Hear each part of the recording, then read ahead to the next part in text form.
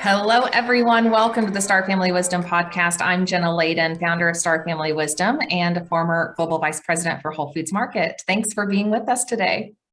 Hi, everyone. I'm Sinead Willihan, former special needs educator and co-host of the Star Family Wisdom Podcast, which is a paradigm-shifting podcast, a community and an online school for your spiritual and cosmic evolution. If you're watching on YouTube, don't forget to like, subscribe, share with your friends, and you can find our podcast on your favorite podcast app. Leave us a review and a comment. We always want to know what's resonating with you and what you'd like to hear more of, and we'd love to connect with you. Yeah, it's been so great hearing all of your comments so far and making the connection with you guys out there. And Sinead and I met last year and realized that the journey and experiences that have led us here were very similar, because 5 years ago, each of us had experiences that changed our lives forever. And we both went on our journey of healing and exploration and research, and quickly realized that our reality is so much more expansive than we ever believed. And so after we became friends, we started having long conversations about our journey and about our experiences, about the expansion of consciousness, about our multidimensional reality, about extraterrestrials. And we wanted to share these conversations with you.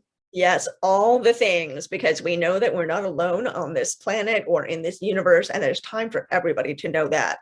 So on this podcast, we intend to share expansive conversations, ideas, and information that are going to inspire you and also support you on this crazy journey of being a human being. Humaning is pretty hard.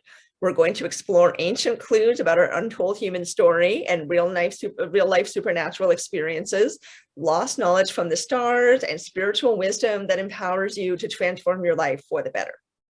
And at Star Family Wisdom, we are experiencers of supernatural phenomena and ET contact. So it's important to us that we have open, mature, and fun conversations about what is possible, how we are evolving, and what comes next. Yeah, so for us, we love all things woo, magic, mindset, science, spirituality, health, and wellness, and of course, always extraterrestrial, cosmic. And through these conversations, we want to explore how all of these topics connect to inform the evolution of our human experience. And ultimately, we want everyone to be able to embrace our very expansive multidimensional reality without fear. And things will get a little far out sometimes, but we'll ground you in the science, research, and information that we use to expand our minds and open to the incredible nature of our reality. Yes. So together we remember and discover again our place among the stars. And today we had a guest with us who really did give us that cosmic expanded viewpoint on what it's like to be a human being. We were speaking with the wonderful Tara McCallam, who is personally a good friend of mine, but also somebody that I really admire in the field of progressive wellness inherently. She does something that she's originated something called the Muse Method, and she uses it with her clients. It's essentially intuitive body healing, a hands-on form of healing, but it is involving a very expanded understanding of what human nature is and what we're possible, what's possible for us, what we're able to do, what the potentials are that we have within ourselves. So she brings healing to another level. She uses a very different approach. It is not like therapy where you're focusing on problems and challenges. She focuses instead on the expansiveness that exists within challenges, within struggles, within stresses that we have, and how we can use them to transform ourselves into more powerful human beings. Yeah, it was such a fun conversation. It was my first time to meet Tara, and I'd heard a lot about her from Sinead and, Sinead's experience working with her. So I was really excited to learn about the Muse Method and how she has just kind of intuitively figured that out, for herself, because she's gone through, like so many people, various traumas in her life and found these, moments of spirit waking her up, giving her like that wake up call and giving her this intuitive kind of guidance, that she started to follow. And I love just where that's led to this place of a really holistic understanding of the human experience and the wholeness that is there when we look at both, the shadow and the light, and we work to integrate that into our experience. And so I love that she brought that to the conversation today, that is not about denying parts of ourselves or to your point, Sinead, in therapy, really just focusing on the problems, but then working to bring new life, into your human experience. Yeah, she really does an amazing job of that. I mean, I've had sessions with her because that's how I first met her, was as a client.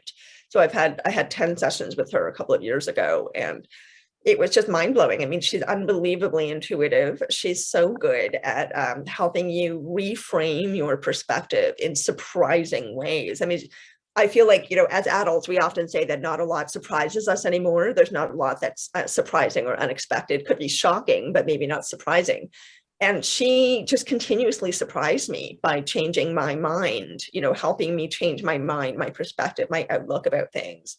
So she really does an amazing job of kind of utilizing language in a very specific way, and also helping us shift perspective. It's kind of like, we're used to looking out a window that has half of it covered with a curtain, and we just think the curtain always has to be there. And Tara says, no, you can just move the curtain out of the way and see out the whole window. It's a lot easier than we think that it is. Not that life still isn't challenging, it definitely is, but Tara talks about how there's power in and opportunity in the things that we are trained to see as being difficult and undesirable, and things that we're not supposed to have either in ourselves or in the world. We're not supposed to be angry, we're not supposed to have a hard time, we're supposed to be, we're doing everything right, I'm doing my best as a human being, how come things aren't lining up for me, this isn't acceptable, right? So rather than having that kind of attitude or mindset, more just welcoming in everything that comes in, not necessarily with an attitude of yay, this is great, but an attitude of, okay, what is this going to teach me? What can I get out of this experience, even if it's really hard?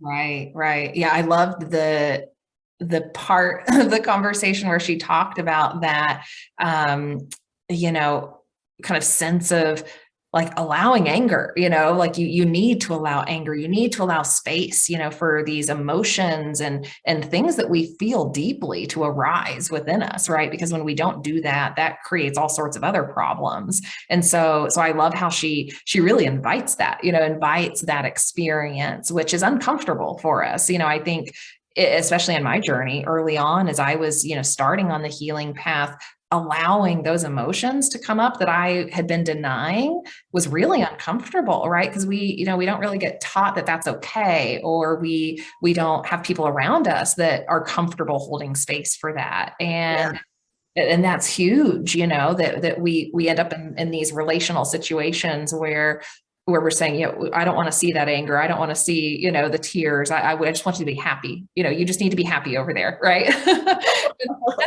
That's not a realistic way for us to operate, in like this type of partnership and a romantic partnership and, a family, situation. We have to be able to hold space for each other. We have to be able to understand like when those emotions are arising and what they're there to show us. Yeah. In that moment, and really support each other, regardless of what kind of relationship we're in. But she talked about how, and this, this is one of my favorite topics, that you have to do the hard work within yourself first. And so if you're not able to get to a place of being kinder to yourself, like allowing yourself to expand, allowing all the uncomfortable, so-called undesirable parts of yourself to be there without judgment, right? Without saying, I'm bad because I feel this, or I'm bad because I did this, then we're able to choose other people in our lives who also are able to be there for us in that way. And she talks about her boyfriend, Joe. She's been with him for 5 years, and they're so in love with each other. And it's not that idealistic, flowy kind of love. It really is a very grounded love where they recognize the flaws that each of them have. And Tara talks about how Joe just lets her be her full self, that he doesn't like it when she cries or she's upset, but he understands that she's able to be like that with him because he's allowed her to be that way with him. He's given her the space to be that way. Yeah. Yeah. And what a healthy approach, right? It's like, I think so many of us go through very unhealthy relationships where, that is not allowed at all, or it's, very combative or, something worse. And that is, an approach that can be invited in when we're ready, when we're ready for that type of, relationship, whether it's romantic or otherwise. I loved how we also talked about the, like, contraction that happens, when we go into that place of judgment, or we go into that place of fear or worry around things in our life, right?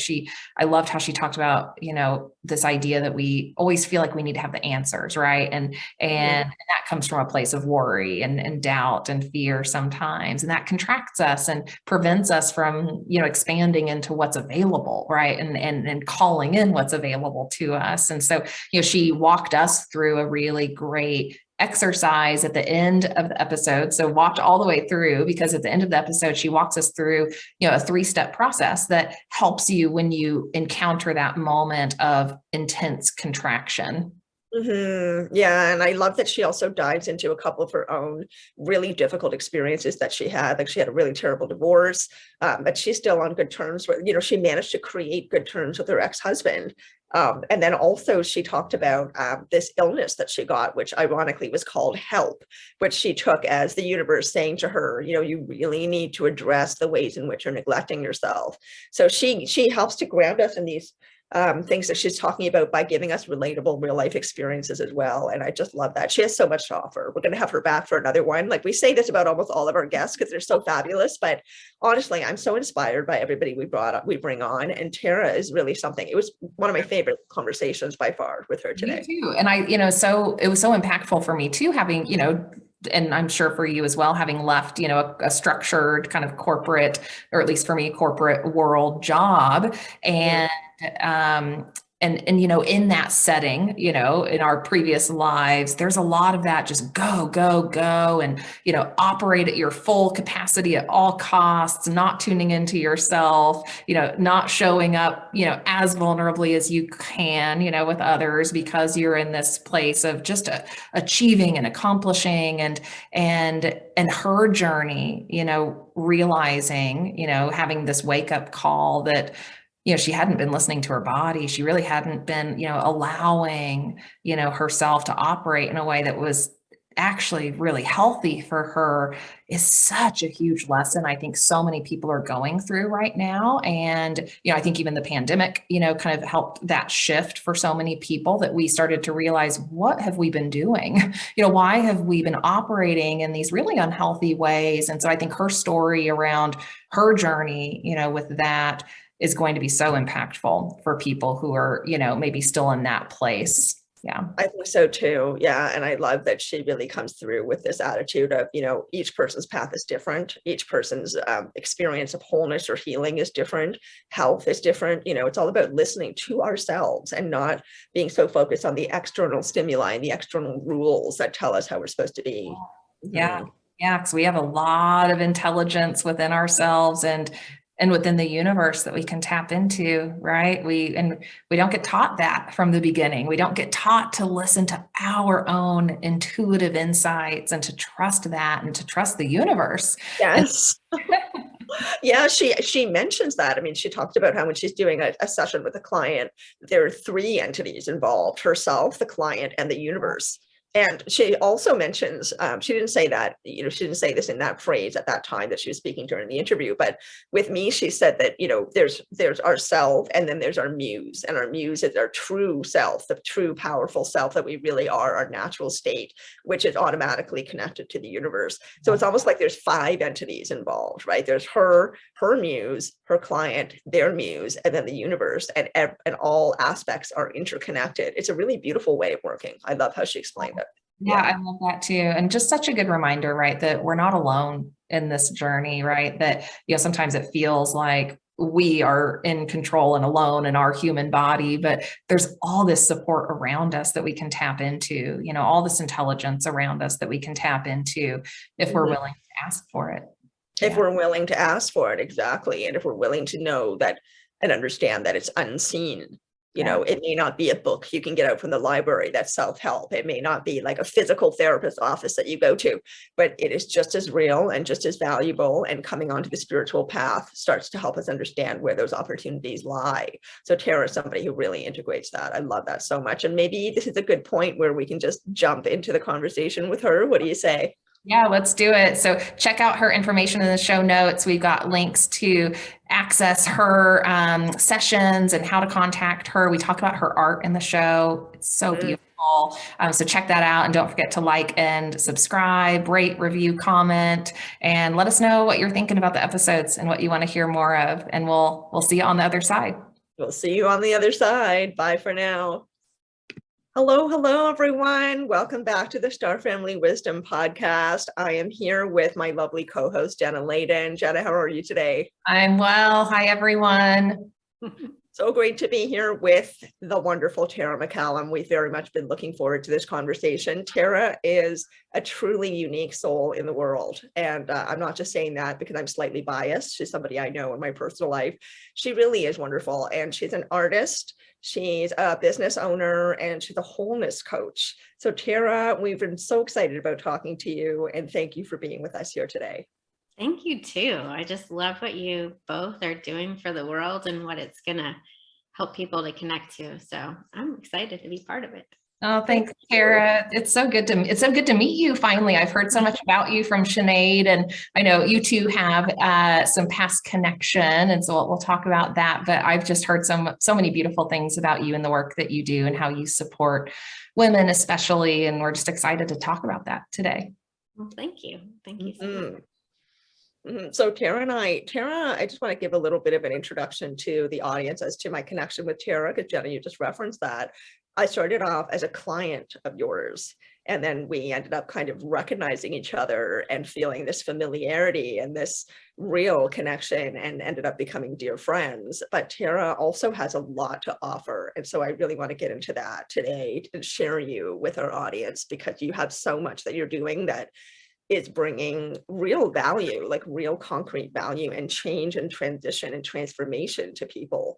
So maybe we can start with this incredible painting you have in your background, because you're also an artist, and your paintings are just incredible. And I thought that that might be a good way to start with your origin story. You know, how did you end up here on this path, doing this kind of work, having left your former career and completely independent? You want to start with the spirit of that painting and how you ended up here with us today? Sure. So the painting is called Emerge, and it really was probably a 6-month process. At the time, I had just gone through a divorce of my 14-year marriage. I did go out of it kicking and screaming. I'm not going to share the reasons why we got divorced, because I don't really want to attribute any blame. It's just really the course of what the universe needed both of us to go on. We had gone to see counselors and so on, but the counselors weren't helping me. I found that like we were just circling the pain, whether we were together or apart, and it wasn't creating any movement forward. And so I literally came to the canvas as a therapist. Now, my background is I went to school for art. Art was my thing all the way through childhood. But I had become an artist that replicated what I saw. I wasn't really like I wanted to do it right instead of expressing myself in art. And during my marriage, I had let go of art for about 10 years. And so here I came to this canvas, and like if you remove the image of the woman, it's not real exciting. Like down here, there's like, you can kind of see like reds and blues and like this taupey color. So that's where the therapy started. Was I just literally went to the canvas and like threw down colors. And it was all about emotions, like the emotion of pain and anger and anguish, and just feeling steeped in that. And then this long period of time where I was numb, like there was just nothing. I didn't exist.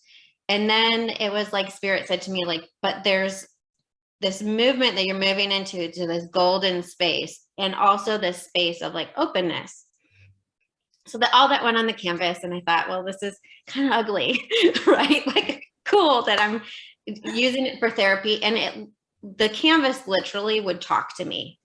And it was a really powerful experience for my moving out of this pain and into like really finding myself. And then as I left the canvas alone, like in a corner, this image of a woman came up, like with her chest bursting forth with this energy. And so I had to figure out like, okay, like how does this look? And I literally had I think he was like 5 at the time, my 5-year-old take pictures of me in like different positions in order to like get something on here. And a little bit of the background paint changed, but again, the canvas spoke to me like, this is where you're moving to. All of what is below doesn't get covered up. It moves up and through you so that you can burst forth in your radiance, right? So that you can connect to what is outside of you as well. And not only that, but like that place of numbness was a space that like held me from behind. And so it just helped me to, you know, take the wholeness of my life and embrace it and to be able to move forward with it. So that was for me. At the time, I was working a job and, you know, trying to find myself and really pulling, like, I wanted nothing to do with working for myself as a business owner. I felt it would be really irresponsible as a divorced mom with 2 young kids. Like, how do you do that? Like that's not very wise. And anybody who said how to do it, they would say like, you need to have like that going well enough that you can transition without issue, right? Or enough money in the bank. Well, that was impossible as a mom, you know, a mom with 2 little kids and working a full-time job. There was not extra space to like make enough momentum. I was doing, gosh, I'm trying to think, from the time my marriage ended, about a year later, I became a coach. And at that time I was doing like a law of attraction coaching. But it wasn't enough. It wasn't enough. And it was literally a friend who said to me one day, you're just never going to do this. You keep talking about it, but you're never going to do it. So maybe just stop mentioning it. And I was like, I took a step back. I didn't get mad at her. And I was like, wow, I have been talking about this for a couple of years. And I'm a mom for 2 boys who I want them to live a life where their words match their actions. Mm-hmm. And so if I don't match my actions that mean the most to me, am I really showing them that whatever we desire is possible? No. I was like, I'm not showing them. I'm telling them, and telling them is worthless. Right. And so I actually talked to my ex-husband about it. He was this is the craziest things. He was one of my biggest supporters in leaving my job. Oh, that's beautiful. He was like, you know, you should do this. Like, I've always thought you could do it, which I didn't understand because I really never thought that you could see who I was or understand what I was about. But I think it was another experience for me where the Holy Spirit or the universe spoke through someone in order for me to hear where I needed to go. Mm. I was just thinking that it sounds like your friend saying that was like spirit. Oh yeah. The message. Yeah. It happens so often for all of us. It's just, I think we have to be startled into like really hearing it and receiving it. So yeah, that's where the momentum started, is in me embracing myself the whole life and then taking leaps of faith. Wow. That's big. That's kind of scary, like you said, as a mom of 2, and to not have this just like safe, secure, structured, you know, job and to just venture out on your own. Like, what sort of support system did you have as you went through that? Like, how did you support yourself in that transition?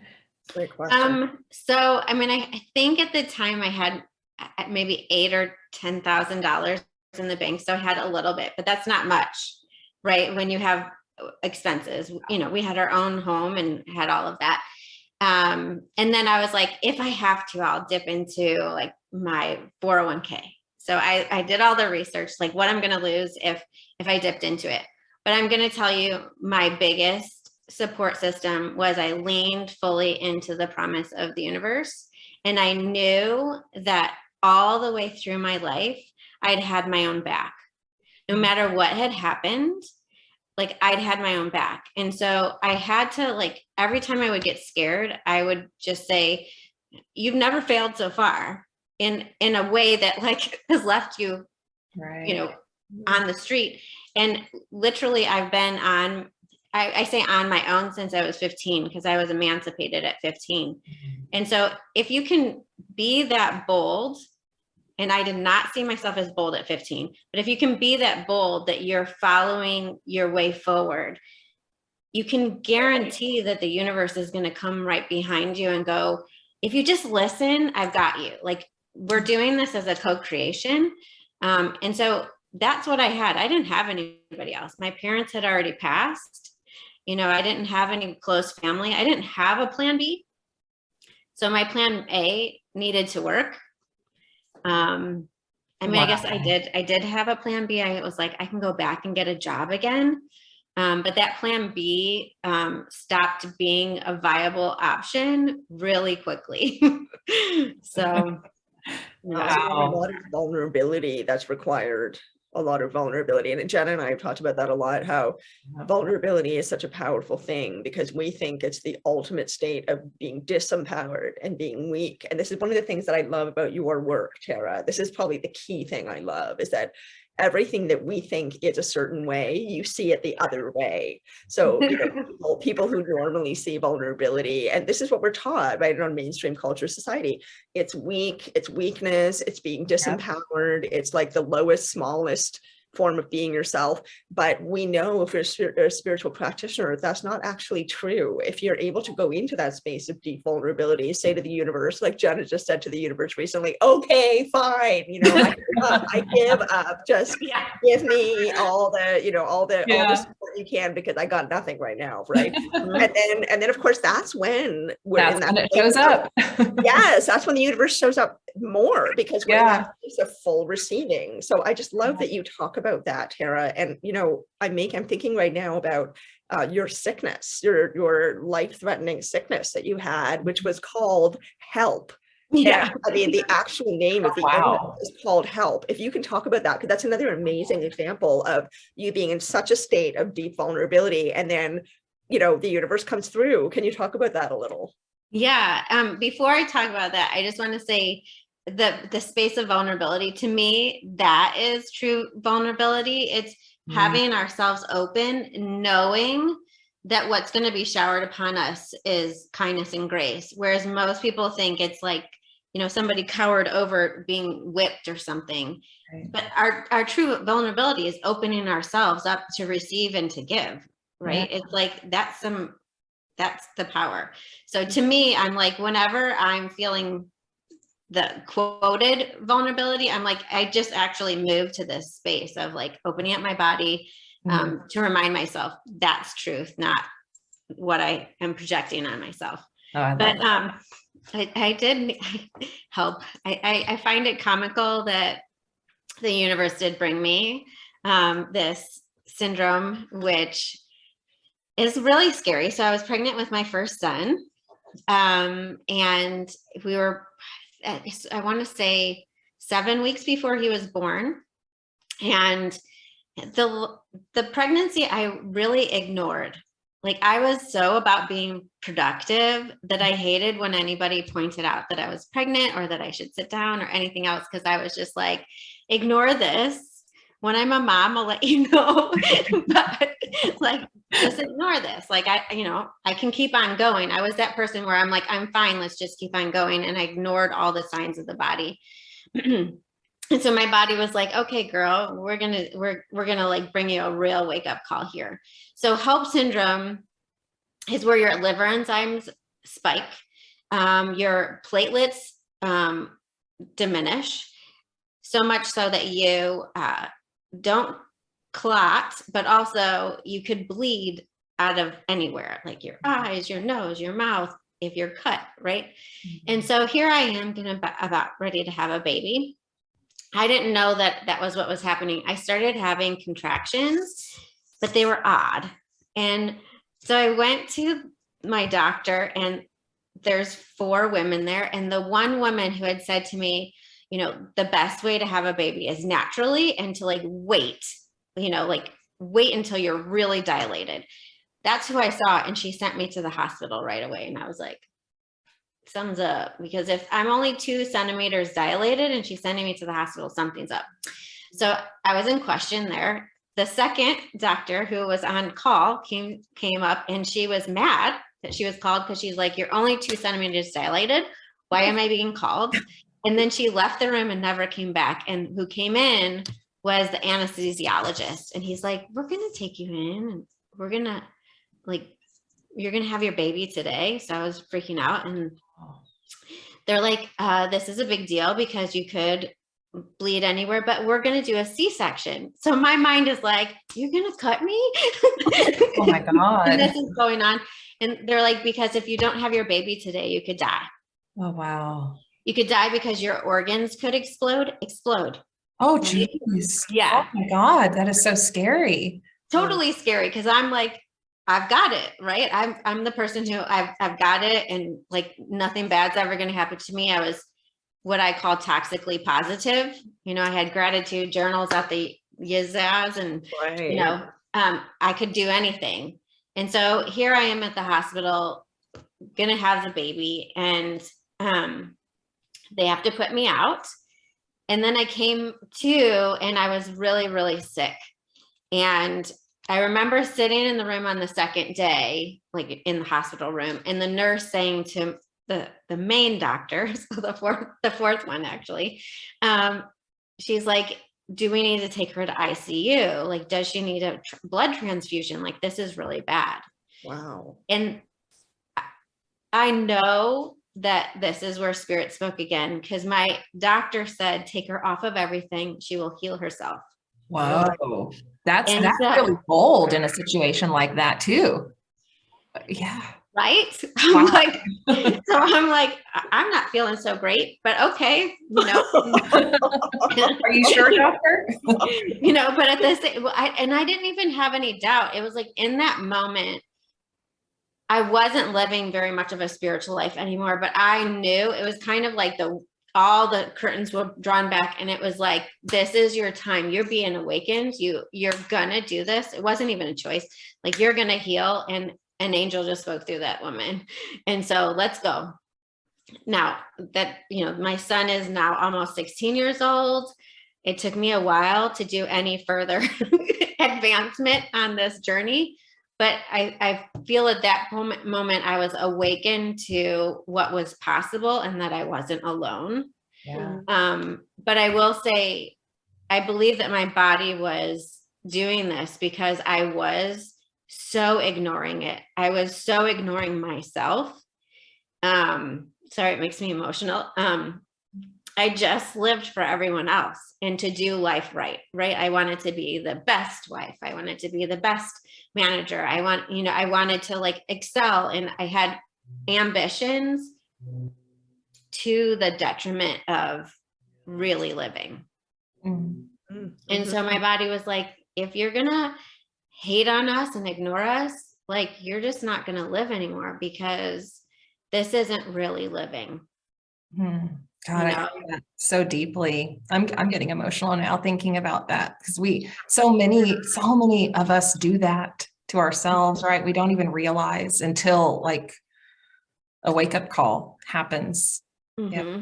Mm-hmm. Yeah. And sometimes that wake-up call is not, not everyone is at a place where they're able to hear that doctor, that voice that was coming through that doctor. Because what doctor would say, oh yeah, she's terminally, like, she's drastically ill. She's got a newborn baby that had to be born 7 weeks early. Let's just let her body heal itself. Like, right? No one. That's not how Western medical doctors operate. A holistic, practitioner might know that the body can heal itself, but yeah, a Western doctor would never do that.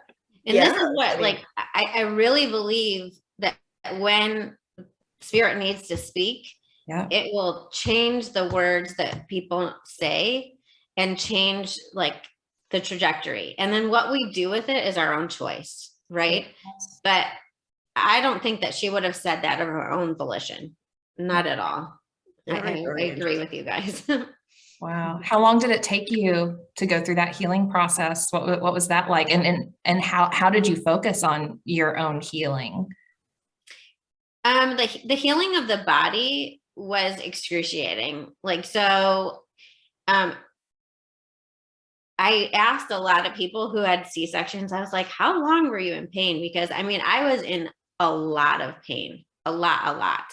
And I was off actually for 16 weeks with my first son because I saved up. I was like, I really want to spend time with him. But I would say that all those 16 weeks, it hurt to like take one step up a stair. To sit on the toilet was like excruciating. Like, you don't realize like how many muscles in your stomach you need to use in order to sit down. This is not the general experience for people with C-sections. It was just that my body was so messed up inside from HELLP syndrome, and it's very rare. So they didn't have aftercare. They were like, "Ooh, good, we got you through. You didn't die. He didn't die. Fantastic. Go home and be okay." Wow. And so the general thought, even for my husband, is you're at home, like, let's go, like, provide, let's keep on going. So I would say, I don't know, like, it just happened by itself. I didn't go into consciously taking care of myself or taking time out or anything consciously at that point. There was an invitation for awakening. I took it in the fact that I stayed alive, but it didn't take a while until like I actually actively got on board. And I would say that came more through like having my second son. He was really the one who brought me to myself. The first one saved me so that I would truly live. And so, those two are for sure, they're my greatest teachers, without a doubt. I don't think that, I think there's like so much too. We're here to support them, but they come to bring us to our wholeness. Like They do. So. They do. And that's actually something that I've talked about with both of you as well, that children are so incredibly important in our world, and they're treated like they're not fully formed, and that, therefore their thoughts and feelings are not totally valid or real. I don't think we really know how to value children properly in this North American society. So I love, Tara, that you see your kids as energies that came into your life to serve you as well as you serving them, because it really is a co-process, right? It's a partnership, parents and children. And you work with teens, you work with kids, you work with parents, and you've been sharing with me some of the amazing results of those sessions. And it's actually, it gives me a particular feeling when you talk about your sessions with kids. And I know you get a particular feeling, right, from your sessions with kids that's not quite the same as when you're working with adults. And I was wondering if you could talk a little bit about what those sessions are like. Like, what are you doing with them? First of all, you do something called the Muse Method, which is really hard to explain. It's very ineffable because it's essentially energy and vibrational work. But it's so transformative. It lands so well for the kids and parents, whoever they are that you're working with. And you get actual results. You see people are seeing results in their lives. I saw results in my life after my sessions with you. But what are you experiencing in your work, particularly with young people? I mean, we all know young people right now are a special kind of generation. We're seeing a lot of very interesting beings being born, and you're experiencing some of that. So tell us about that experience, all the things you want to say about working with young people. We want to hear it. Sure. Gosh, I will say part of my transition has been fighting a lot of the things that the universe wanted me to be. And right. And so working with teens wasn't something that I asked for. It was like, here you go, you're going to do this. And I was like, no, that's okay. Like, that seems really scary to me, right? Because a parent gets really nervous about their kid, especially if their kid is struggling. So when they bring their child to me, their child is already struggling, whether they're struggling because they don't want to stay alive, like they're saying that they want to kill themselves, whether they've actively made choices to try and do that, whether they're dissociating, having social anxiety, whatever it is, like their child is struggling. So there's like this massive amount of pressure. And I was like, no, I'll opt out of that. And then I realized that I was that teenager that needed somebody not to fix my problems, but to show me where my power was and how to move forward in a way that created differently. And that's all I was always asking for. And yet everybody would say, like, would validate, yes, you've been abused, or yes, this person speaks to you unkindly. And I was like, great. I understand all those things are happening, but how do I function and how do I create a different way forward? Because I don't want to live in this anymore. Right. I don't want coping skills. I want out. How Right? do you heal it? Yeah. Yeah. Well, not even just heal it, but like, how do I move forward in a different way? Right? Like that piece. And so with the teenagers, like, we really, like, I do a lot of question asking about who they are, what they love to do, how they love to do it, because I'm after discovering their natural way of being, all the way from like how they relate to others, whether it's one-on-one, multi, through movement, you know, like some kids, like they talk better when they're moving in sports and so on, all the way to like how they relate, how they are motivated, what inspires them. Because if they can find themselves, they can move into the space of adulthood with more ease. And they can actually embrace all the emotions, because we come into the teenage years and it's the bridge where we find ourselves to be an adult. And parents don't like the fact that like a kid is pushing back, but it's how we find our voice. What do I like? I don't identify with you anymore. Yeah. You know, is my voice the same as yours? Is it different? Is it the same as somebody else? And the pushback is a really delicious place. And so not just helping them with it, but also helping the parents to identify, like, this isn't them, you know, acting out. This is them trying to find themselves. And society, school, you know, even being a loving parent can sometimes get in the way of a child finding their own way forward. So that's what we look at. And then we do look at some of their struggles, whether it's, you know, going into a group. How do you handle going into a group thing if you are an empath? And a lot of them don't know that word, right? They don't realize I'm absorbing all these other people and all of a sudden I'm crowded out, right? So that takes me to what the Muse Method is. Like, there's different things. So there's like two levels of it. One level is what I give to people to do themselves. And then the other level is where I tap in to them in a session. So the first one, it's really easy, and it's your hands on your body, close your eyes, you're using breath. But the fourth piece is what's so important, and it's what makes it so different from everything else. You're breathing life into yourself. Because if you take up more space in your own body and the space around you, the things that are crowding you out can't stay there. They just can't. And what most modalities, even that I learned, focus on is removing the ice or the rocks. And then that space that had ice and rocks in it is primed for more ice and rocks. So you get out of the session and then you go and find the thing that it just feels right there. If coldness feels right, or sharp shards feels right. And so people just keep putting the same crap back in themselves, and they don't actually find more of what got hidden in themselves, whether it's their voice, their expression, their desires, all those things that maybe somebody made wrong, or maybe we just were like, ooh, I was praised over here, and so I need to keep doing the things that like get me praise.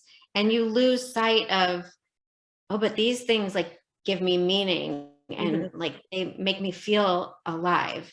So that's where we focus, is how to feel alive. And the other piece is not just to feel alive in yourself, it's to how to feel alive and function with others. You know, because we need relationships, and that other person isn't here to make sure that we're always okay. Right? Say that again. I think we all need to hear that again. Right? All the other people aren't here to make sure I'm okay on every given day and every given moment. Gosh. Yeah, it's like on us, right? Yeah, it is. And then it's on us. And when we come together, like those bring new experiences and we expand. So part of it is also where there's holes that we often go, oh my gosh, this is where I'm wrong or I'm hurt or whatever. Those are often the places where somebody else gets to fit in, and so like our life expands, but it gets filled in instead of like putting a Teflon coating over it where it's like, I don't want you to see this. Stay over here. It keeps us separate. If you actually expose those areas and you go, I don't know, like, what you're mentioning, Sinead, that Jenna did, like universe, like, I don't know, like just show me the way. That's where all of a sudden the universe is like, oh, you're finally willing to listen. I can come into those gaps that you don't have any idea of. And then I can expand your dreams and I can make it even better. So that's probably the piece that I love the most. I love helping people to function as themselves in the world, but in a world where you connect, that's where it gets so powerful. Yeah. And that's where like life then reaches a whole new level, like in a whole new level of meaning and purpose. And I was reflecting on what you were saying about helping people operate in the world as themselves, right? We, a lot of us don't even come into the world being taught that we are a unique being with unique passions and skills and interests and things that will light us up. And it takes so long to figure that out for so many people, right? And to even have permission, to find that, we talk about following our highest passion a lot, right? Like just what's lighting us up, what's exciting us, and reminding ourselves to go there.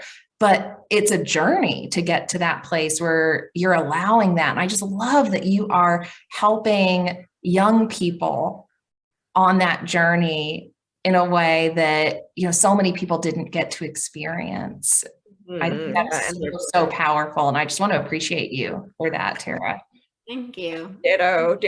I want to also, like, in conjunction to what you just said, Jenna, and what you were saying before, Tara, you talk a lot about honoring, right? Like, you use words in a way that I really love. You have a way of reframing things for people so that suddenly we see space where we didn't see space before, or there's a word that you use instead of other words that we use more commonly. What that make us, like, just this one word is honoring, for example, instead of boundaries, that make you just go, oh, like there's all this space within that way of thinking, right? Because it just takes one word to just switch our thinking or switch our mindset or our attitude or perspective in a way that is enough for us to see another door that can open. So how do you talk, can you talk about how you involve honoring in your work? Because it directly relates to what Jenna was just appreciating about you, and the fact that I know so many of your clients love that you address things in this way that we're just not used to. I don't even know how to phrase it. It's like, it reminds me a little bit, your approach reminds me a little bit of photography. There's this concept in photography, in black and white photography, where you see the light in the photograph or you see the shadows in the photograph, right? Like you can put it in relief, in white relief or in light relief, and you can put it in darkness relief. And you don't see those two things as good and bad, as polarizing concepts, right? The shadow and the light, you don't see them as polarizing. And so you're reframing these concepts that we have so firmly cemented in our minds that have to do really about separateness, right? And you're about wholeness. So when you talk about honoring, you're talking about honoring our wholeness. And I'd love to hear you speak to that a bit. Yeah, I think I even said for a long time, I wanted to move into my greatness. And then I do this thing where like, I'm always looking at my own words and my own desires. And I was like, but I want to be loved in all the other parts, right? Not just my greatness, because like, I can't be great all the time. And it was just this real, almost like a harsh reality. I just can't do it. I can't do it. I can't do it. And like, wanted to allow somebody in who would love me. Okay. So we can want somebody to love us, but not allow it. And so this is where like my relationship with Joe comes in, because I believe not just the universe, but my past father, his grandparents who are past, brought us together. And here's this man who loves like every fiber of my being. And I could feel inside of me this almost a repulsion to that. Like, this isn't right. Like, you know, I was my greatness before and I was rejected. Like, I was doing it all right. Like, I was ticking off all the different boxes and I was doing it all right. And it still wasn't right. How in the world are you loving me when I'm just being, you know, like sometimes I'm snotty and you know, crying and saying the wrong things and all this. And so I realized like we need to move to a space of wholeness in ourselves, not just in our relationships, where we really, really are okay with the fact that we're good and bad, we're dark and light, and that the darkness doesn't actually need to transform into light. It just is a part of us. And in allowing it to exist inside of us, like allowing like I don't knows to exist, like we don't always have to be knowers. We then also allow the other person to be that without judgment, right? I don't need his best self. I get to see that and everything else. And I love the fact that he's whole. Like, I'm like, thank God, like, thanks for not being perfect. You know, the pressure off a little. Oh gosh, yeah, right. It's really, really delicious in that space, right? There's just a comfort in it, but also like it really comes down for this. It came down to me on a daily basis to go, it's still okay. It really is still okay to be whole. And that means like I said the wrong thing there, or I said a hurtful thing, not a wrong thing. So when it comes to working with clients, I feel like I've been that space always with them of let's just discover what's showing up. Because the other side of this is a lot of our gifts show up with pain or anguish or I don't want to do it, right? Like being an empath can show up as like, this is really painful. Like, why in the world was I given this gift? And so we look at that, but we also turn it over. I always like you say, like, it's like the underbelly, like, but if you're absorbing this, what else are you absorbing that you're not acknowledging? What else do you know that you're not acknowledging that you can like ask for more of that and then use that as a momentum going forward? Mm-hmm. And so it's looking at both sides of things all the time and just being grateful. Because they both using it. Yeah, they both have power, right? That's what you talk so much about, that fear has power, anger has power. Oh, yeah. I love anger. Like, so, and it's because like everybody says like underneath anger is sadness. And I'm like, not always. No. Underneath anger is like this huge catalyst for change. And so if you just ask anger, right. Well, it's like those two are like on the other opposite ends of the spectrum, right? And so if you tap into anger, it will move you into action if you ask it questions. And so I'm like, oh, like if I have a client right now and she's like, that's an emotion I don't ever feel. And I'm like, maybe it's because you haven't let yourself, because if you're telling me you're frustrated, that's a form of anger. It's just that you sweep it aside and you go into the sadness instead of like using the power of that for transformation. And you know, so there's so much power in every single emotion. And that is one of the ways that we can be non-judgmental. It's like, where is the power in this? Instead of saying, oh, how do I get rid of it? How do I ignore this? How do I get this out of my relationship or out of my teen? It's like, oh, this is exciting. What can we do with it? Like, what is this actually bringing you? And then it is like, so you keep mentioning like honoring and boundaries. To me, the definition of boundaries is putting up walls or lines. And if I put a line up or a wall, well, first of all, if I said to you, Sinead, you know, you can't go past this wall with me, it feels rejecting. It feels like you're all of a sudden the villain and I'm the victim. And then also there's this like rebel inside most of us where if there's a wall or a line, we want to push it, right? So we've actually just invited somebody to push our lines and our walls, which is not what we want. It's not at all what we want. And also with boundaries, most of the time we stick around, we stop moving. So we're like, until you meet my boundary, I'm not going to move. So I'm going to stick here, right here with you. I'm going to keep showing up until you change. Whereas honoring is all about us. It's saying, gosh, this conversation is really toxic for me. I love you, but I'm going to walk away for right now. Right? Like this isn't working for me. I'm not going to make it all about you, but I'm going to walk away and then I'm going to come back at another time. And if the conversation goes that direction again, I'm going to walk away again, but I'm going to keep on moving. And the back door is always open, because if you want to be in the space that like this great conversation happens in, I'm open for it. But if you don't, it's on me to walk away and go find that. So sometimes we're walking away from friendships, relationships, whatever, but we're also not just walking away, we're walking towards. Honoring requires of us to know what we want. Not just what we want from others, but who we want to be. And we're like I loosely say friendship. I was in a conversation for a little while with somebody, and anytime we would text or talk, it would always turn negative. Like every time, like she was very, very negative, and then I would become negative.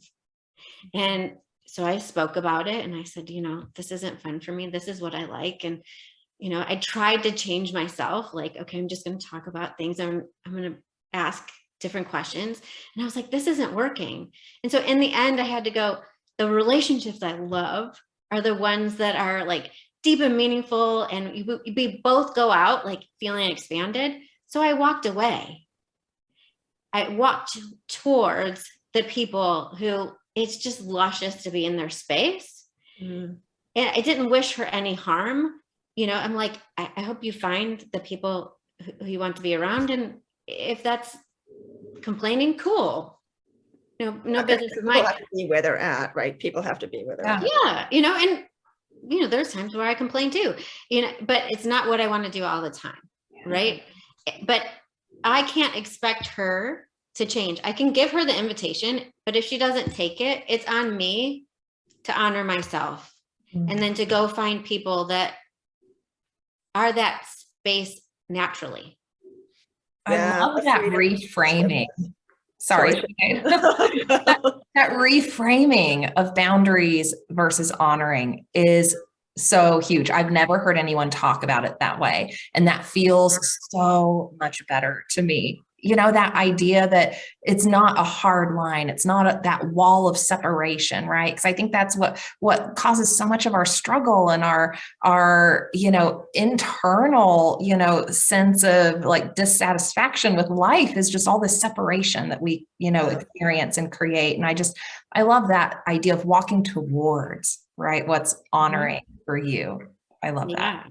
Yeah, that's what I really love most about, I want to use what you just said, Jenna, to highlight what I feel is Tara's biggest skill set, which is doing that, like looking at the underbelly of something and seeing the power and possibility in the underbelly, in what is not seen, in what is not obvious, right? And all the things we try to deny or escape or squish down because we want to pretend it's not there. Those are the things that Tara invites in and works with. And I just love that so much. Just like what you just said, Jenna, the idea of walking towards rather than walking away from, even though you are walking away, you know, you're using your freedom of choice for yourself to honor yourself to walk away. You're not only walking away, you're also walking towards, and you involve the yin yang of almost any situation in these conversations, Tara, that gives the listener a feeling of wholeness, right? Which is your whole approach, that you want people to be able to accept themselves as their whole self and to stop judging all the things that we've labeled as being bad or wrong, which comes from our ideas of separateness, right? Like these are the things that are okay, they go in these boxes or this box, and all the things that are not okay, which are decided on just through trends and mindsets that exist in our reality at that time, because good and bad changes all the time, right? That's firmly in this box. And these things are just firmly, concretely like that. And that is how life is supposed to go. But that's just not true. And you really bring that to the fore, Tara, in your work. And I know it's really hard to describe your work, but you make intuitive body healing such a part of it. And I thought maybe we could kind of go back to that in terms of, talking about honoring and really relishing the wholeness of ourselves and the wholeness of others, but mainly this is about the self-work. So when you are talking about intuitive body healing, you're using that specifically as a tool with in supporting people to find their wholeness. How do you do that? Can you talk a little bit about that? I know it's really hard to do that. It's hard to talk about ineffable things, but and you've always said to me, you never know for sure how these sessions are going to go until you show up and you're in the moment. It's so intuitive. It's so much part of just the flow, what's going on, and that's necessary as part of your practice. But if you could still talk a little bit about how you do that, I mean, the hands-on part, what you ask people to do, that would be really wonderful to hear about. Yeah, I think the first thing is I go in to a session and there's three entities to it. There's me, them, and then the universe, right? So them also is like what I call their muse within, like it's where we're whole inside, like it's a voice that's always advocating for us and also very much connected to the universe, the collective consciousness.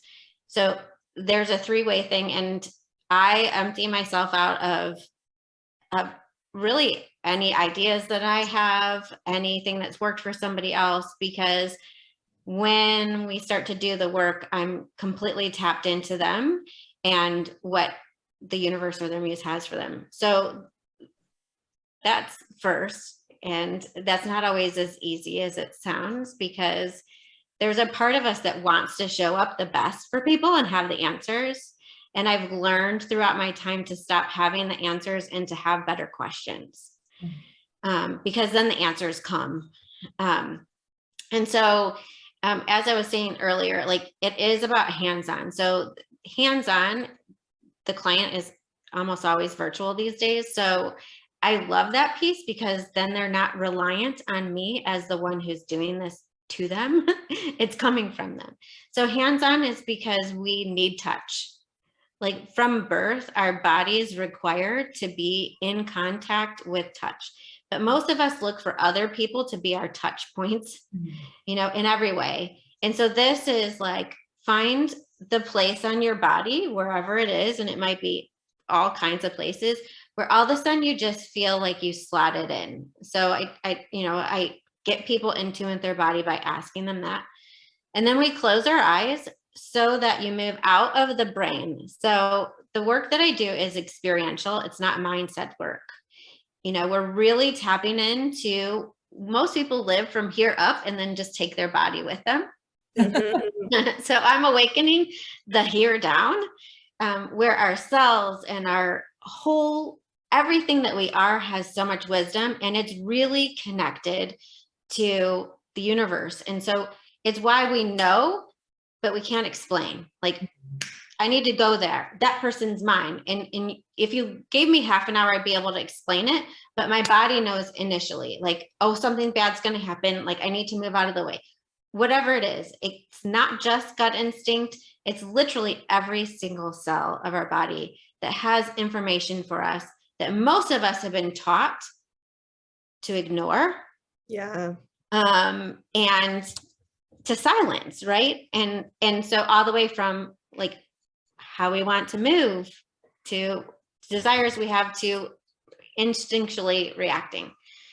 So that's why we close our eyes, so that we get into the body. And then we use breath, because breath reminds us that we are connected. It also, to me, breath is the reminder that we are not just here as a giver, we're here as a receiver. We cannot exist if we are not connected to receiving.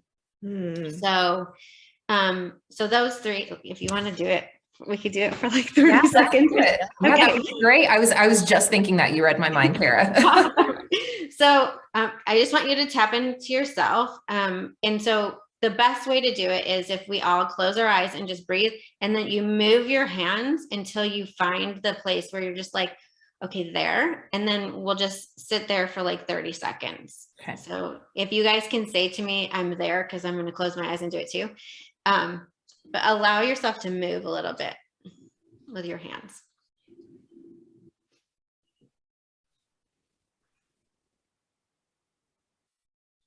Okay, I'm there.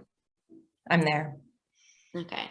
So we'll just breathe right here. And again, the intention is to breathe life into who you are. So you take up more of your body and your space around you.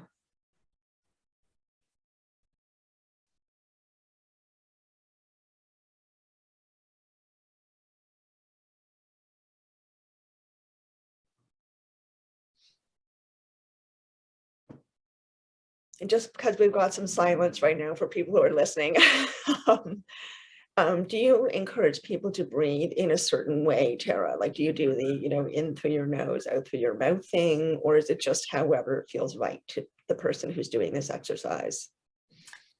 So generally it's however it feels right.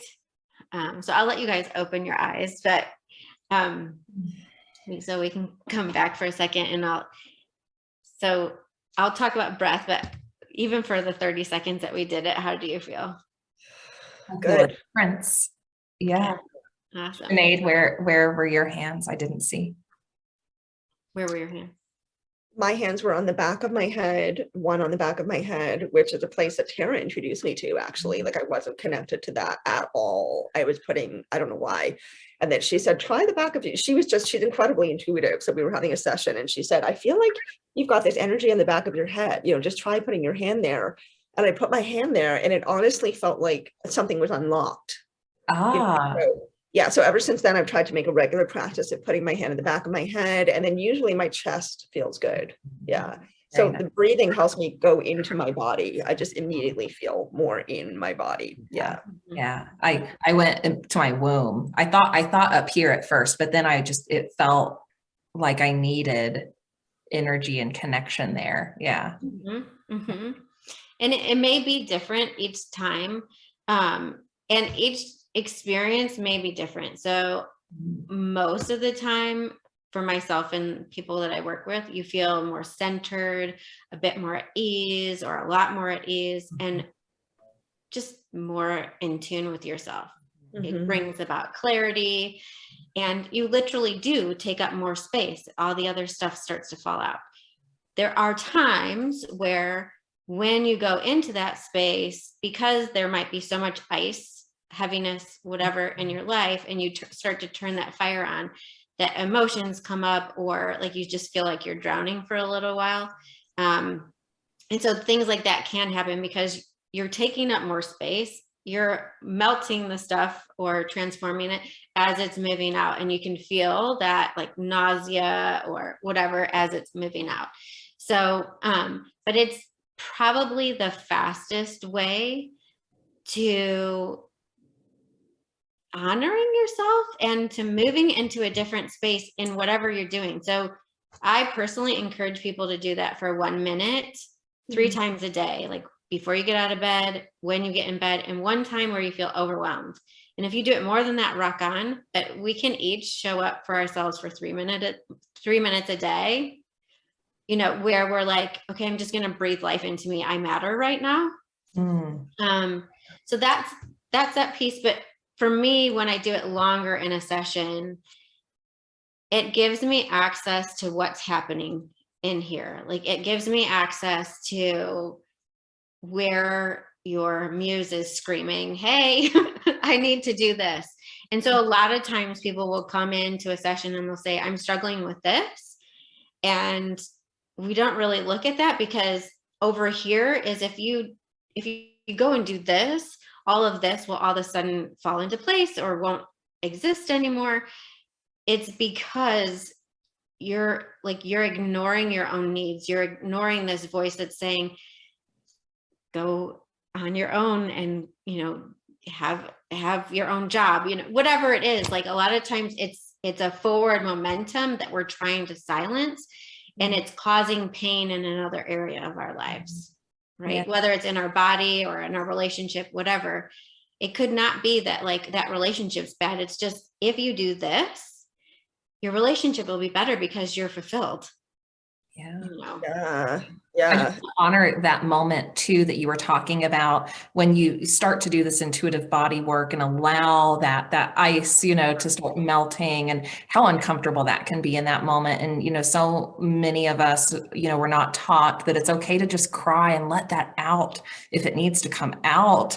And so I think, that's such an important, message for people is, when you're in that moment, let that release happen, because it's happening so that you can bring more of you in. Yeah. Mm-hmm. Yeah. It's huge. It's like, and it's also about helping the people around you to be okay with that. I remember with Joe, he used to say to me, oh my gosh, like, I hate it when you cry. Like, he just wanted me to feel better and be happy. Right. And I had to say to him, you're the space that like gives me the freedom to cry and get it out. And I'm like, it is one of the greatest gifts you give me, is to be able to do it, not just alone, but with somebody who cares.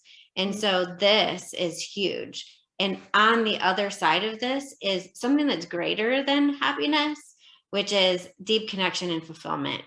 Like, you're bridging the gap by allowing this out of me with you. And, we're so often taught like the pinnacle is happiness.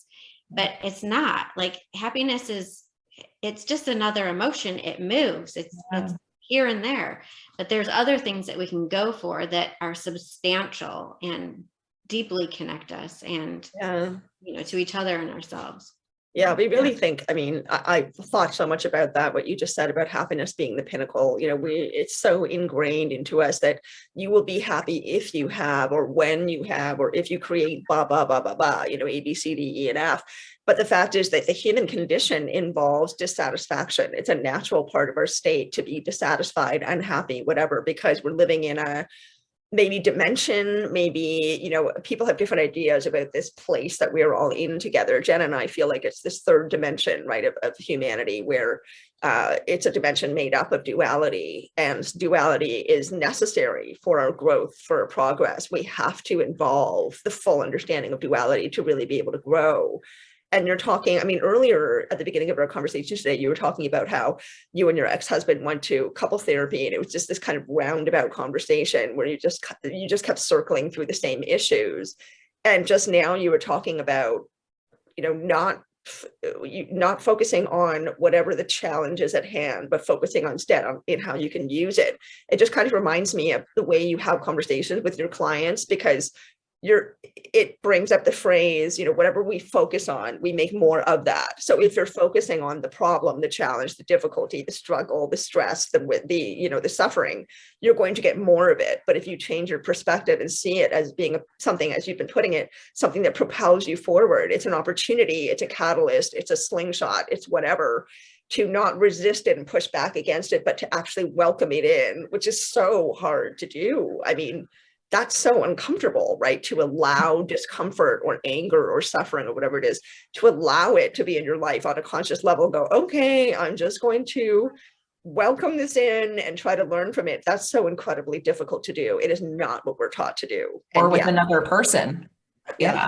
Especially with another person. Yeah. Like it just cracks me up, because I've been working with couples lately, and one of them always comes as like, this is the problem. Like, this is what I want to address. This is where I want to go. And I just have to always say, I will not go about it that way. Because what we're really doing is we're putting one person as, the one who's wrong. And we're saying, I'm going to put the blame here. And if you just fix yourself, it'll all be good. Yeah. But it is an impetus. Like, whatever we're dissatisfied, it is an opening, it's an invitation, even more than a lesson. It's an invitation for something greater. So if you're dissatisfied with the communication in your relationship, it's like, okay, so what are you looking for? And most people go, well, better communication. And I'm like, okay, but no, like beyond that, if there wasn't this problem of communication, like, what do you want together? Like, what do you love? Like, what can we use as building blocks to get something further? Because you're saying, I've gotten to such a point. Oh, I don't know that I have a piece of paper here. I do. Such a point that I'm bored now. So I feel like this is life, and hopefully this is going to show up on camera. So this is the back of a spiral, because so, you know, whatever, we start here in life, and we have views to get here, like just to there. Right. And so this seems like so amazing, and that's what we're going towards. But once we get here, this doesn't seem like enough anymore. Like, we're bored. And so we want more. And so we get dissatisfied. All of this is something to build upon. Right. Because this is going to build the building blocks of this. But we all of a sudden, once we get up to here, we're like, oh, there's more. And that's what the universe says, is there's more to this relationship. You can have more. So I'm going to make you dissatisfied. Don't go back and fix this stuff. Yeah. Even if there's problems, go here and use all the lusciousness here to build this, and then add some new stuff in. Right? Keep going forward. Keep going. I love that. Yeah. But we're always going to get dissatisfied. Like, we're meant to be in the more all the time, because we're creators. Right. And so if we've already created something, it's part of our nature to go, okay, now what else? So then you have to expand into that. You have to expand your vision and expand into, like, what else is there that can be added to this equation to make it this even better. Who else do I need? Like, all of a sudden it's like, can you let other people in, or let the universe in? And then can you pull back? This is where looking back isn't always a bad thing. Like, look back and pull some of those things in that work, while leaving space for, like, new additions. So it reminds me of how, you know, you might not be saying this to people, but you are bringing in a cosmic sense for people, you know, of who we are, right, and who the individual can be. And part of that is, and this is one of the biggest lessons I learned from you, because you kept saying this to me over and over and over again. Like, I couldn't really hear it. I heard it, but it wasn't landing, right? And I had this sense in myself of, you know, it's possible to know something, but to know it where you were alluding to before, where most people live, which is basically the neck up, right? We live in our head, we live in our thoughts, not so much in our body. So when your knowledge or understanding lands in your body, that's when I personally feel like I really get it. And so you kept saying to me, Sinead, allow yourself to take up more space, allow yourself to take up more space. And I was really contemplating that and thinking, okay, well, what does that really mean? And then more and more over time, it deepened into this understanding of not just me, but all of us. We're taught to not take up a lot of space. Like, our lives are only supposed to have a certain amount of space, right? Like, we're supposed to have room for bills and responsibilities. We're supposed to have room for our house and our home life. We're supposed to have room for a job, room for our friends, room for our family, you know, for these things, maybe for travel, but then that's it. Like, that's the space that our lives take up, right? Is the ingredients that we think encompass our lives. But really, we are cosmic. We are not boundaried at all. We are not walled in at all, unless we do it to ourselves. We have to change our mindset to realize that we can take up as much space as we want or need, and our lives can do that, because, as you put it, we are creators. I just love that you said that. Human nature is creation, and also, because we live in duality, right? Creativity and destruction are hand in hand. Create and destroy are both dynamic ways of being that we can utilize, right? It's not like creativity is wonderful and destruction is awful. There's power to both of them, and you really bring that into the conversation. You allow room for discomfort, room for unpleasantness, room for pain, without saying, okay, we have to get rid of this. It's more like, what is pain saying to you? What is the voice of pain telling you that you really need? And I just love that so much, how you again work with the underbelly, the unseen, and you flip things over so that the person sees the other side, whereas they couldn't possibly have before. It's like the back of your bureau, right? You never see the back of your bureau. You only see the drawers. But if you look back there, there's something back there too. There's information back there. There's something back there. Yeah. Well, I love what you were saying too, Tara, about like the creative process too, right? You know, when we're kind of stuck in that struggle place, or something's not working, or we're getting dissatisfied, it's like, how can we just get more creative, you know, about what the vision is here, and how can we bring an even better, bigger vision to life? And I think, you know, we find ourselves so stuck in that place sometimes, right? Because like you were saying, Sinead, you know, we're meant to be big creators, you know, in our life experiences, and we can create and develop anything we can imagine. We just have to have the inner, you know, sight and creativity and vision to do that, and then bring it to life. And I love that you bring that into relationship, because that's, you know, I'm reflecting back on my experiences, you know, that's not something we're taught, you know, about relationship. It's like, how can we get really creative about the relationship together? Yeah. That's a piece, is like, a lot of people will talk about, how do I make that one happy? How do I make her happy? Whatever. But there is a third entity in every relationship with it, which is the we. Like, how do I take care of we? Not just, are you happy, but are we happy? What are we doing in that space? Like, how are we having fun? Because otherwise, two people are happy and they're moving separately away from each other, which I think for a lot of relationships. But I also think that you talked about imaginings, and even though I'm an artist, I'm not a very good visualizer. And so when people say like, oh, can you visualize this? I usually can't. And so I've really gotten good at knowing there's a greater vision than I even have thought of, and to ask the question to be shown it. Ooh, or to like that. Ask, like, to allow it to happen through me. So that, like, I feel like the universe whispers to a lot of us and says, I need you to rise into this place. And I'm like, I can't see that. Or I don't want whatever that's even feeling like. And yet the willingness to go, you know that I'm going to slot into that naturally. Take me along, allow me to surrender to it. You know, you going back to your word vulnerability, there's a lot of surrender to becoming the fullness of who we are, instead of, I think we put a lot of coats on that snuff out who we truly are. And we put pressure on ourselves to figure that out ourselves, right? And then that's the mind and the ego getting in the way, when, to your point, we have all of this support out there that we can just ask for, right? To help show us a bigger vision, you know, because the universe has so much more in store for us than we can even imagine, right? Like, our vision can be pretty big, but it can even be limited, right? Compared to the universe. Who are we compared to the universe, right? When we can tap into, you know, that whole, which we are a part of. Yeah. It's our natural state. I mean, it really is our natural state. Yeah. And that's something I love that you address also, Tara, because, you know, we've talked about how, not in a lot of depth, but we've played with the idea, you know, you're born into a new body, because all three of us believe that the consciousness of any human being is eternal, right? That we are on this eternal journey of discovery, growth, and challenge, and all of it to try to advance our consciousness, right? That's the whole purpose of being alive, I think, anyway.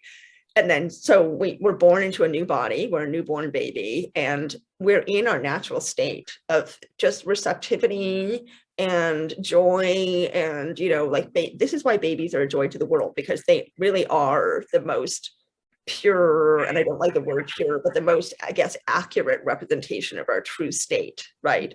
Of just softness and receiving and joy, and also wordlessness, right? Like, there's a lot of communication that goes on between human beings that does not actually involve words. And Tara, you've said so often that it's really difficult for you to describe with words, with language, what you do and how it works, because language, you know, especially I think at this key time in humanity where we're seeing such huge growth in spirituality for human beings, and we're seeing this massive shift and change happening all over the earth, that people have opportunities to learn and grow in different ways, right? But that our current language is incredibly limited in terms of being able to explain that process or that experience. And so that feeling of knowing that you were talking about earlier, Tara, where, you know, all your cells just know, you have that sense. Everyone can relate to that. Everybody knows what that feeling is like. It doesn't matter if they're in the spiritual community or not. Right. There's this deep, integral, innate, universal, I think, part of ourselves that just knows. And that's the part that can come into being when we do work like yours, right? When we just allow ourselves to, we stop piling on all the coats of expectation of, you know, judgment or shame, or, you know, we should have this kind of car, or we should be making this kind of money, we should have this kind of family. Just shedding them all, lying back on the ground with our arms open, like in your painting, and just saying, okay, universe, I'm here. What do I do next? Right? Yeah. And just asking the questions. That's something you talk a lot about too, is asking questions rather than using pre-existing knowledge or understanding, which could very easily be flawed because of our conditioning. So I'd love to hear you talk a little more about asking questions and how that process works. I feel like most of us go into anything looking for the answers, right? Like whether it's a problem with a friend, a spouse, a parent, with your business, it's like, what's the right answer? Like, what do I need to do? And I know that that's a question that you're starting with, but it's really pressurized into finding the right way instead of, what is this? Like, there's more questions to ask for everything that's coming up. And when we start to ask questions, it literally opens up doorways of possibility. It opens up our being from seeing two ways or one way, feeling trapped, suffocated, snuffed out, whatever it is. And it goes, oh my gosh, there's so much more. And then it also accesses us to universal consciousness that goes, hey, like you haven't even learned about this, but here, I've got this for you. Like, this is possible. And to me, that also is not just about expanding and moving into open areas of possibilities. It moves us out of the space of worry. It moves us out of the space of fear, because all of a sudden we can ask, which is prayer, we can ask to be shown, and we can ask for something greater than we could imagine. And to me, everybody that I've ever talked to, they have the ability to access something that's greater than they could imagine, right? Like, you don't have to go down that rabbit hole. Like, this is the beginning, like the precipice, or the precipice. I don't know if that's the right word, but like the beginning place of something greater. Your fear is a beginning place. Earlier you talked, Sinead, about like all these things that happen, and like, instead of resisting them, there's another place that we can go to is like gratitude. Like, immediately I'm afraid, I'm worried. Thank you for showing up. My body is letting me know that first I'm out of alignment, that I'm like completely contracted. Because if I'm in fear, I'm contracted. I'm not connected to myself, as well as I'm not connected to the universe. Thank you for letting me know. So, you know, I immediately go into gratitude, and the next space I go into is the Muse Method, because I'm like, okay, I can't ask myself to just be it. Like, I need to breathe life back into myself. I need to give myself the space to expand. So I'm just going to breathe, close my eyes, and put my hands on. I'm here with you. We've got this. We're going to expand. And then I ask questions, because it's like, cool, I have no idea. Like, I don't know how to do this. You know, recently my son called me last night, like right before I went to bed. I've told Sinead this, like, I've had a lot of nightmares lately, and I've realized my nightmares are fueled by worry. And so he called me and he's like, Mom, on Friday, can we go and have a long talk, because I'm not doing well? And I was like, thank you so much for telling me right before bed that you're not doing well, and that you can't talk about it right now, and we're not going to talk about it for a couple of days. So for anybody who doesn't realize, I'm divorced, and so my kids are not currently at my house right now. And I was like, okay. And I was like, okay, wait a minute. He's an infinite being. I'm an infinite being. I just contracted. Like, not only am I not believing in him I'm not believing in myself or the universe to have us. So I'm just going to breathe, and then I'm going to ask. And then I'm going to move to the space of meditation, which is receiving. And I'm going to say, universe, you're going to show me how you're going to support my child, how you're going to create something greater for all the people involved, you know, even the people who may be creating pain for him. Like, how can you bless them as well? Because I don't know how to do it. I don't know how to do it. So I'm going to wait for your divine intervention, and I'm going to keep on leaning in and praying for that and asking for that until you show me. But I'm not going to contract, and I'm not going to go into worry. But every time worry shows up, because it does show up, I'm going to go back to those three things. Thank you so much for showing me I contracted. I'm going to breathe life into myself, and then I'm going to ask. I'm going to lean. And this is where, like, sorry girls, but I have to swear, I'm going to lean the fuck in. Cause like, you know, like there's just times where it's not just like a nice thing. You're like, oh, I'm going to like, I'm letting go all the way into that place, because I don't have me right now. Like, I don't even know how to have him. And that's a really difficult place for a mom to go. Like, I don't know how to have you. I don't know how to make things better right now. But for whatever reason, something I know for sure is this is showing up in order to open something greater for you. So I don't know how to do that. I'm just going to keep on asking until it happens. That is such beautiful advice. And I think you just gave us all permission to not have the answers anymore. And I love that. I love that, because we get so hung up on having the answers, right? And I love that reminder that pulls us into that contracted place. And it's all about allowing and surrendering and asking and knowing that, yeah, there is that higher intelligence, that greater force we can tap into. That's beautiful. That was such a good reminder for me today. Thank you. Well, I think that's probably a good note to wrap up on. I was going to ask you if you had any advice for our audience, and I think you just answered it in your last comment. So maybe tell us, Tara, where people can find you. How can they get in touch with you if they're interested in working with you? Sure. So my website is my name, so taramccallum.com. And then I also have a YouTube channel that is youtube.com/Tara McCallum. And we'll include this in the show notes as well, Tara, to help people out. Yeah. And then I have a business page on Facebook too, I just do little videos every once in a while to ask different questions and to give different perspectives on things, especially about teenagers, as well as like relationships and with others and the self. So yeah. Beautiful. So follow Tara, and like Sinead said, we've got Tara's links in the show notes so you can connect with her, and do share this if you know couples, people, parents with kids who need support. Tara can be an excellent support system. I think you've probably all felt that, you know, in this episode. I certainly did, and gained just so much value from this conversation. And I feel more connected to myself just having been here with you today, Tara. Thank you. Thank you for being with us. You're welcome. Yes. Thanks for inviting me. And I love the fact that you feel more connected to yourself.